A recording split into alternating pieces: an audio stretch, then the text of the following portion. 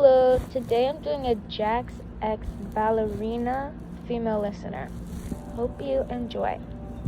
You tried your very hardest to avoid Jax ever since you first met him. It wasn't just because of Ragatha's firm suggestion. It was also because the first time you had interacted with him, he smashed your porcelain arm and played it off as an accident. Cain luckily could fix your arm with a snap of his fingers, but it offended you nevertheless, and you'd made a point to stay away from him ever since. Unfortunately for you, it just intrigued Jax and further egged him on. He didn't directly approach you anymore and let you distance yourself, but he did conduct mischievous pranks on you from afar instead. It began with him laying rats underneath your sheets, so when you uncovered it during the night, it left you shrieking and hobbling away from your bed, drawing the attention of the other characters. You slammed backwards onto the floor, holding your fragile palm to steady yourself. Luckily, nothing on your body had seemingly broke or cracked, but you barely acknowledged it as you jerked your head around the room in an attempt to watch the rat flee. To your annoyance, the rat had scurried away as they all peeked in. Jax, who had joined the gawking characters at the entrance, cocked his head and grinned directly at you, eyeing your fallen position on the floor. Wow, rather ungraceful for a ballerina, he quipped smugly. You glared right back, connecting the dots immediately. You attempted to explain to the others that he'd planted a rat in your quarters, but as Ragatha searched your room alongside you in search of the pest, she discovered nothing. Maybe you just imagined it, Ragatha guessed. You don't believe Jax would do such a thing? You sighed back, smoothing down your leotard and grimacing. Well, he definitely would, Ragatha admitted. I'm just surprised he'd done it to you of all people. Why wouldn't he do it to me? You asked in annoyance, placing your hands on your hips. He's a prick. Ragatha shrugged, giving you a slight smile. He just really hasn't insulted you that much, not even behind your back. You frowned and shook it off. Insults weren't needed when you tormented people instead. As annoying as it was, that's probably Jack's logic.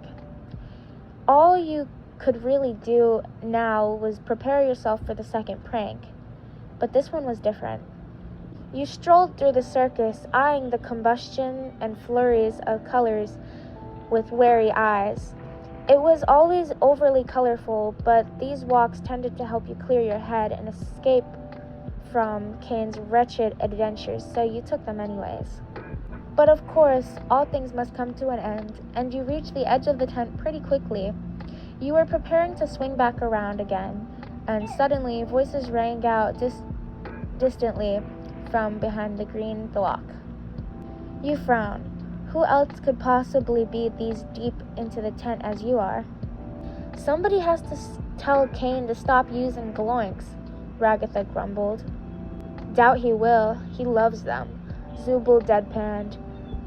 Do you think that newcomer will get swept away by them like me someday? She's really breakable. You press up against the blocks, resisting the urge to peek. Maybe you guys will go back down to the Queen's Nest together then, killing two birds with one stone, Jax said pleasantly. Zubul audibly scoffed.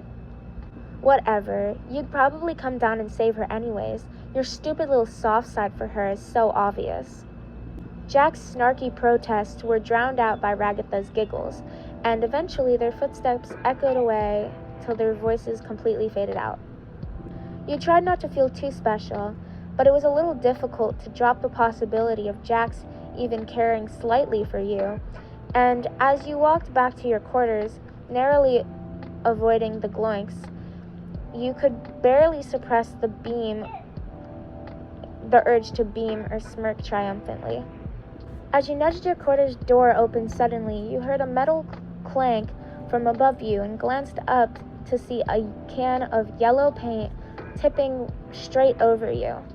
You tried to avoid it, but you were practically a deer in headlights at this point, and it washed over you, leaving you to spit out paint. Footsteps breezed by you, accompanied by a cheerful whistle, no doubt Jack's. but this time you didn't feel as angry as you were before. Okay, that's the end. I hope you guys enjoyed this fan fiction.